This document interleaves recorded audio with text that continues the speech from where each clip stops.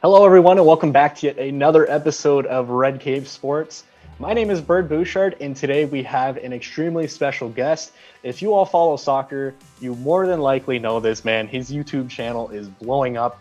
Guys, please welcome to the channel and wish him a happy birthday because yesterday was his birthday, and he's still agreeing to do this. He did all the hard work. Guys, this is Vincent from CARDHOUR. How are you doing, bud? I'm fine. How are you? Man, I'm doing really well. This is an episode that I've been looking forward to do for quite some time now. It seems like soccer in the market is really starting to grow. We're excited for this episode at Red Cape Sports, and I know that we have a lot to cover. So, first and foremost, I guess let's start with the Nations League, and kind of tell us a bit more about the Nations League. It seems like a lot of young superstars are scoring some big goals in the Nations League. So. Maybe let our viewers know how is this exactly going to affect the card market and their prices. Right. Yeah, the Nations League is a pretty new competition. They actually added it to the Euros and the World Cup, just like a transition, because a lot of these, as you're seeing right now, these clubs are going through transitions. Like all the young players coming, all the old players go out. So they need some kind of transition. Now with the pandemic, everything got pushed back. So they have a lot of games in a little space. And we're just seeing the same trend as we saw in the competition. Like scoring a goal is enough to make your prices go up like by a ton. So it's still following the same trend, kinda. But yeah, it's an exciting time, especially for soccer fans. I hope they really take advantage of this time because they can see a lot of their favorite players play actually in their national team, not only like club competition but also national. And I think that's people need to really take advantage of this time to really focus on the players and they like watch them play, really understand the game because it's another level. It's a different level. It's a little sneak peek to the Euros and a little sneak peek to the World Cup. So. It's an exciting time. Yeah, for sure. I've definitely been a fan of it. Maybe not necessarily a fan of today's result, because Netherlands unfortunately did get, they're on the losing side of the effort, but of course they lost 1-0, I believe it was, to a very good Italy team. But personally, I got to watch a lot of young talent. Of course we'll call them young, such as like Memphis Depay. There was another game where a young striker, and of course, how can we do an episode of this and not talk about Erling Haaland, because he netted 2 goals today. Yeah. And earlier on we were speaking about, this man doesn't have a Prism card yet, at least not to my knowledge. If someone has it, it's probably fake. But with that being said, earlier on we were speaking about, okay, Prism is going wild right now, but are these Prism cards? Are they really true rookie cards? And I kind of wanted to get your thought here. What are your thoughts on Prism and compared to stickers? Well, of course, me being from Europe, I always lean towards stickers being true rookies. I know Americans, like people who have not grown up with stickers, have a hard time wrapping their heads around if it's a true rookie, if it's not a true rookie, if it's considered like valuable in the hobby. But if you look at PWCC auctions, if you look at eBay auctions, it clearly shows you that stickers are going up and stickers are really going for a lot of money. And a lot of money is like 10K, 20K. They're really going for a lot of money. I understand Prism is like baked in everyone's mind in America, with like growing up collecting. Baseball has Prism, like all these sports have Prism. It's just different in the soccer market, I believe, because a lot of Europeans come in with their stickers and you have the Americans come in with their Prism. I mean, is there a place for both? I think so. I'm not the kind of guy that goes out and say, well, now it's only stickers and forget the Prism. I'm sure you can make a case for some Prism cards, but these prices were doomed to go down. I think it went up too fast for no reason. A lot of these players' first Prism cards hold no actual value in terms of accomplishment, in terms of first year cards, or it just came a lot of, because we still need to realize that a lot of people that came into the soccer market came actually from baseball and basketball.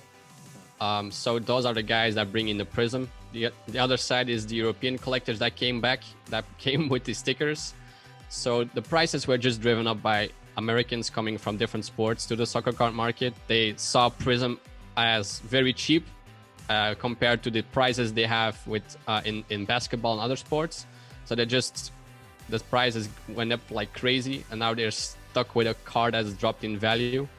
The best example I can give you is the 2018 Mbappe PSA 10. The card dropped from like 3K to 1.5K, while his rookie sticker, the 2016 foot one, actually went up by 2K. So now it's a 10K card. Well, 10K sticker. So in the same time as the Prism card came down, the true rookie, the foot one, went up. And I think that just shows you how valuable actually the sticker is compared to some Prism cards. But as I said, I think there's a place for both. I really do. Yeah, so it's definitely interesting that we mentioned that, right? Specifically with the Prism, because on one of your episodes, you were kind of speaking about even another Panini product being Select, and it was really interesting because while it's the first Select card, it's realistically, let's take a guy like Romelu Lukaku, for example. That's realistically, maybe it's his first Select card, but correct me if I'm wrong, but I believe the example that you chose it was a 5th-year card. But for whatever reason, it seems like North America still really, really, really likes to go into the Prism. So in your opinion, should we maybe sound the alarm on investing too heavily into a product like Prism? And if that's the case, then what other products, being card products, should we maybe start looking into? At the end of the day, the market chooses what's valuable about what is not. So if people all jump on Prism, the card obviously is going to rise. There is always going to demand supply. So I think that's okay. But I think for a longer period, like a longer investment, people should really like look into what they buy. Not only Prism, there is also Optic, there is Donruss, there is Select, there are stickers. So if you really want to play it safe as much as it can be, because in this market everything goes up and down like crazy, I think as I said, there's a place for both. I just don't like the fact that people go out and buy these younger players all the time, because that's the thing. You hear Sancho, you hear Haaland, you hear Mbappe. I mean, they all score a lot of goals, but they're just in their career. I mean, 21, 20, 22, 23-year-old guys go for 1.5K, 2.5K. People still need to realize that they're just early in their career. I mean, scoring 10 goals in 5 games sounds crazy, but if you end up not scoring for the rest of the season, then these 10 goals doesn't matter. Right. So I just think that Prism is just, for me, it's a gamble. It's okay. It's an easy way to make money if you're into the flipping part of the hobby. If you're not really into collecting or more flipping, then I think Prism is the way to go. If you're more into the collecting and you really want valuable cards, I think people should look more towards stickers. And maybe just it's always difficult to explain, because at the end of the day, there is room and space for everyone. There's people that do this for money, there's people do this for collecting purposes. So just buy what you like. Like people like Optic more than Prism, that's fine. If you're not into this for the money only, then just go for Optic. Just go for whatever you like. That's why I always try to tell people, know why you're doing this, because at the end of the day, you're going to buy accordingly what you're into. So I think that's important to just know why you do this. For sure, that's definitely fair. And, at the end of the day, I also think that what you said about younger players really is an important lesson, because on the flip side of things, right, what I'm hearing a lot is, I really like this player, but he's around 30, 31 years of age. I'm not going to invest in him. But the reality seems to be that for most North American investors, right, because we do have the sports such as baseball and American football and all these other sports where, maybe 30 is a bit on the older side for those sports. But it seems like, soccer or true football, as we'll call it in this case, it seems like 30, realistically, is that old? Or like, should maybe we start looking at let's call them more established players? Yeah, I think old is a wrong terminology. I think exactly as you said, it's established. Like for example, take Messi, take Ronaldo. They're in the 30s. If you look at a guy like Lewandowski, he should have won the Ballon d'Or in my opinion this season. He's 30 plus, so I think you have these young guys, and that's up until I always put them in under 22 or 23. Then they just go to like being a normal age, like from 23 to 26, 28, 29 even, and then they're just established. I don't consider them old. If you're gonna call Messi old, I don't think he's gonna really like that, being only 30, like 32 or 33. So Exactly. I think people need to realize that established also means proven in some way. You know what a guy like Lewandowski can do. He's been doing it for the last 10 years. I mean, if you look at a guy like Haaland, he's been scoring a lot of goals in his first couple of games, but you're not sure what's going to be in the next 10 years, even one season. So if you look at guys like Aguero, like Dries Mertens, even from Napoli, Kane, Lewandowski, all these guys, they've been around for years and years. You know what they can do. So I think I think they're really underappreciated. I really do. And I don't want to steer anyone towards any product, but I think that's also have to do with the market being so new. A lot of Americans came in, and the first thing they saw was Bundesliga, and they got a real treat because we had Haaland, we had Sancho, we had Gnabry, we had all these young guys who were scoring goals, who were performing. So yeah, I mean, I understand why they get overlooked, because they have not the exciting young shiny thing anymore, but they deserve a lot more love. And I do really think people need to look into those players, because at the end of the day, those players are going to make the difference in the Euro or a World Cup. They have experience, they've been there already. They're going to have to put the whole team on their back, because as I said, they've been there. So I really hope that people are going to gravitate more towards those kind of guys as well. Because they're really worth looking into. Yeah, for sure. You know, even kind of just skimpering really quickly through eBay, I'm starting to see a lot of more established players in big markets as well. Pardon me, in big leagues, and it seems like to me maybe their card prices are still somewhat somewhat undervalued. And I guess the transition to that is going to be transfers into big markets, right? And time after time, we keep seeing the Bundesliga almost as a farm system. That's what we'll call it here in North America. But it seems like a lot of these Bundesliga stars eventually get transferred into bigger market leagues, such as the English Premier League. So kind of take me through your thoughts on recent transfers to the English Premier League. And if you think is that an investment opportunity, kind of identifying players who might get transferred into bigger markets? Yeah, everyone considers the Premier League as the creme de la creme, as we say it, as the top league, the most competitive one. I understand why, because you have a lot of teams competing for a limited amount of spots. If you know how the Premier League works, there's only a limited amount of spots for a lot of teams. So I think a lot of these younger guys want to play there because of the status. Because if you play for a team like Manchester United, that's a big thing. That's something you can brag about. If you say I'm playing for Amiens in Ligue 1, that's not really what people want to hear. So yeah, maybe there is some kind of value in trying to identify players that might go to the Premier League, but then it also depends on what teams they go to.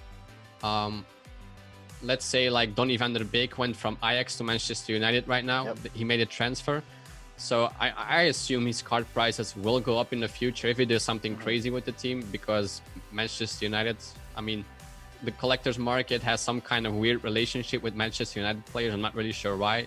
I know they have a long history, but they love Manchester. Love Man U. They absolutely love Man U for sure.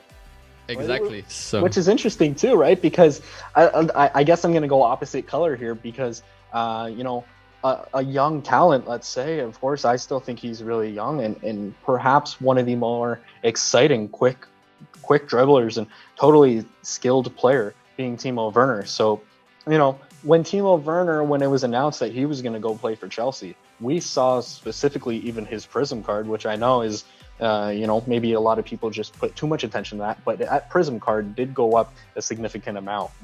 It was around $20 at one point, and then a month later, we're seeing them now around $120. Do you think that's just like a direct impact for the fact that now he's going to be playing on one of the more premier teams in the Premier League?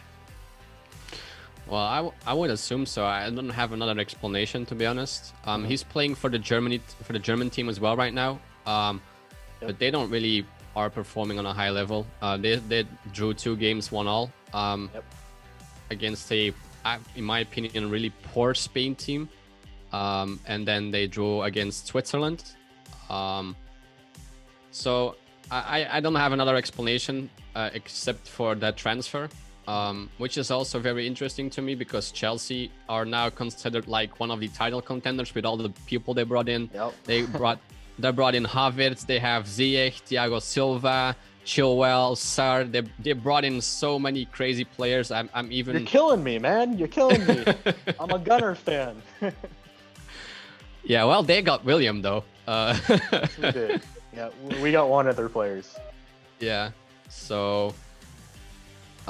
Yeah, they brought in a lot of players, but people also need to realize that you cannot just go and buy players, put in one team, and then think they're gonna win the league the next season. I mean, look at PSG. They've spent millions and millions of dollars or euros, and they're still trying to win the Champions League. So they came really close for the first time ever. Awfully close, exactly. But at the end of the day, you just saw the big difference. Even though it was 1-0, you just saw the big difference in quality. Bayern Munich is a team that has been playing together for years and years and years. The system is there, everything is there. And it's not like a PSG squad where some rich guy just bought like the best players from different leagues and put them in one team. It doesn't always work like that. Okay, so now we're kind of speaking about the Premier League and transfers and things like that. But how about guys who often get overlooked in the Premier League? And what I'm hearing a lot, and I know that you did mention his name earlier too, is guys like Harry Kane. It seems like, again, at least here in North America, people are saying, oh, he's up there in age. Or guys like, for Liverpool, Mo Salah, or even guys who, to me, I feel like personally, maybe even a guy who doesn't necessarily play the striker role, but probably one of the world's best players, and I'm sure you know who I'm going to speak about here, is a guy like Kevin De Bruyne. Like, it's crazy. Sure, he doesn't play striker and he is a midfielder, but he's an incredible talent. But for whatever reason, here in North America, we view his age and his position, and we're maybe not looking into that. So why do you think that is? And again, is there investment opportunities in these Premier League players that are often getting overlooked? Or do you think that right now they're still too overpriced? I think there are so many answers to this. For sure. For one, as I said, a lot of people that came into the hobby are completely new. They just know Messi, Mbappe. That's the only thing also they hear on YouTube. Whatever article they pull up, whatever it is on the news, it's going to be Mbappe, Haaland, it's going to be all these young guys, or Messi or Ronaldo. So that's why I also try to diversify my content to really talk about players, as you mentioned, like Kane, like Kevin De Bruyne, all these players that have a special role in their team, because take De Bruyne away from Manchester City and production is going to drop. That's just the way it is. You also have players that play their role, what they have to do on the field, like in detail. And I'm talking about like Busquets from Barcelona and Casemiro from Real Madrid. They always do their part. They always play amazing games, but they're a central defensive midfielder, so people don't really care. I mean, they don't score goals. They don't do anything special. So that's why they get overlooked. Now, if we talk about players like Kane, I mean, the guy is only, 26, 27? That's still young. Kevin De Bruyne is still young. Mo Salah, as you mentioned, I think it's 26. That's still young. I think people need to look more into what these players are actually doing.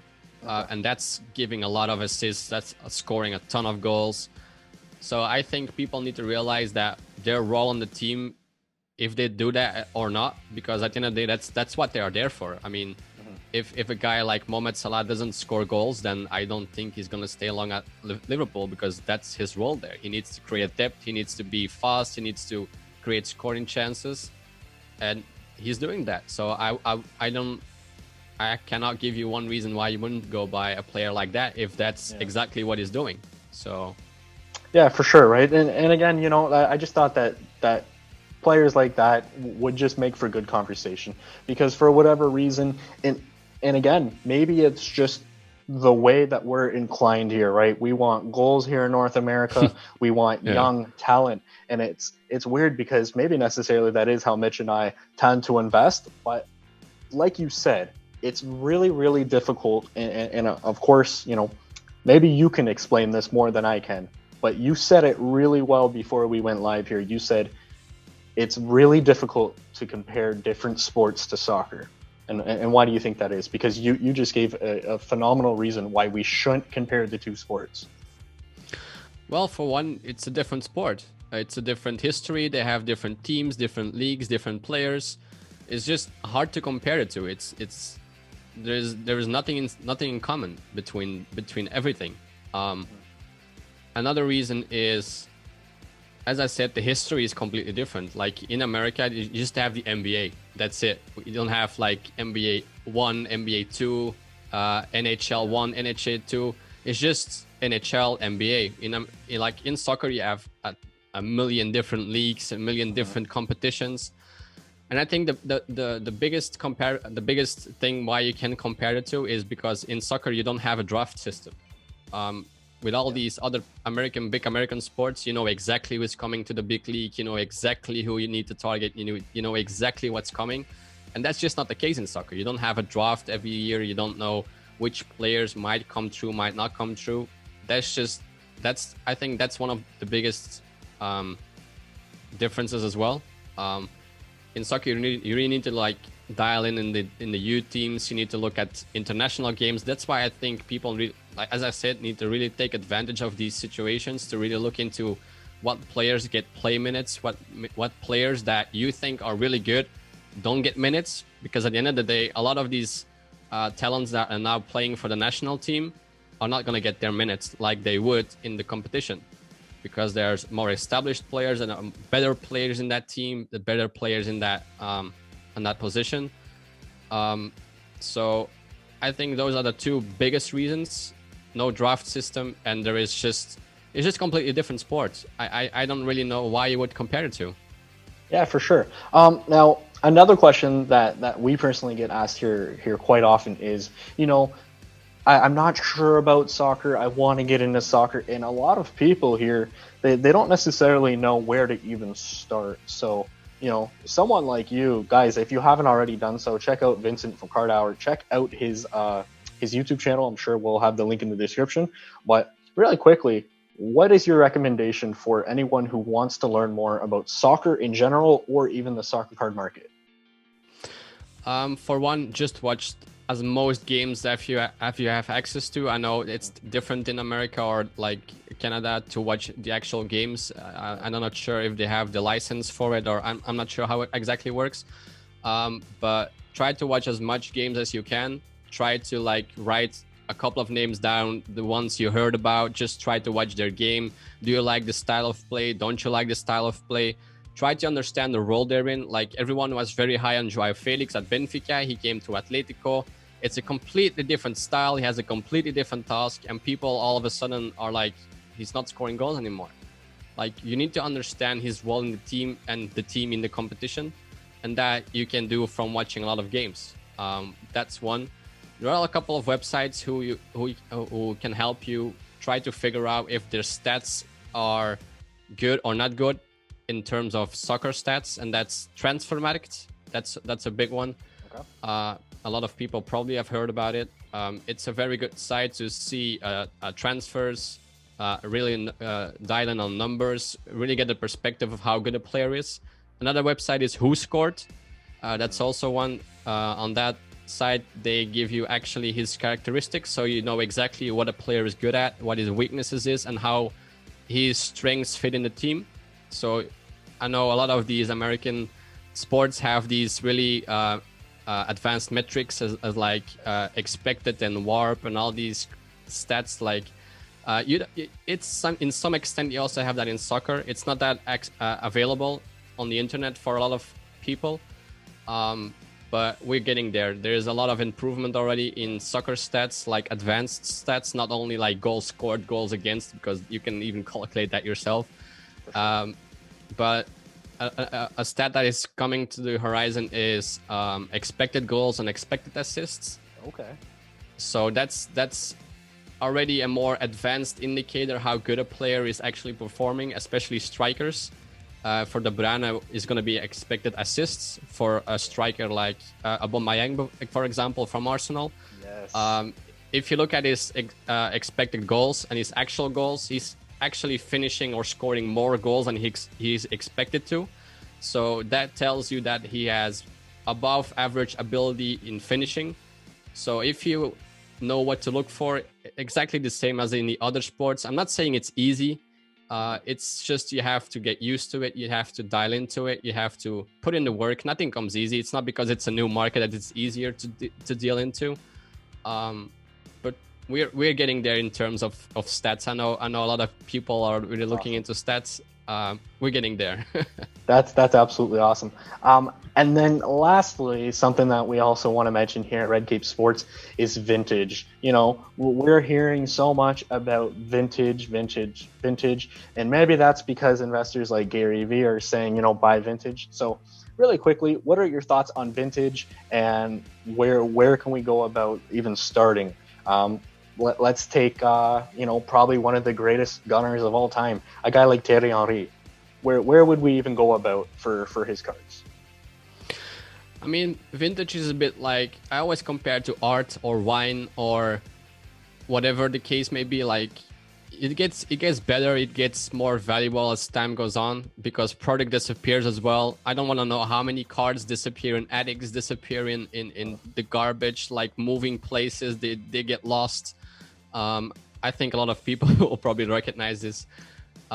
So as time goes on, the quality, even whatever graded vintage sticker or card you can buy right now is going to be worth a lot more in the future, because of the quality. It's like, that's why stickers are so hard to grade, because of the quality. It's not that it's bad quality, but they get so dinged so easily, they get like peeled off so easily.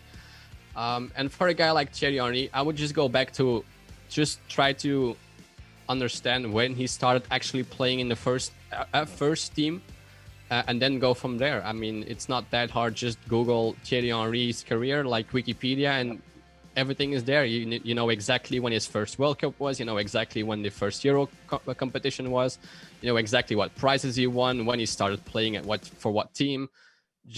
And it's the same for every single player in the soccer world. You can just Google Pele, Maradona, Batistuta, whatever player you want to know anything about. Just Google it and start from there. I think that's the easy one. Yeah. Well, guys, you know, you heard it here first, straight from the source, Vincent, right? Do your research. You know, while it may seem like a pretty daunting task, you know, there are tons of resources and tons of different places to go to learn the game, to learn about the market.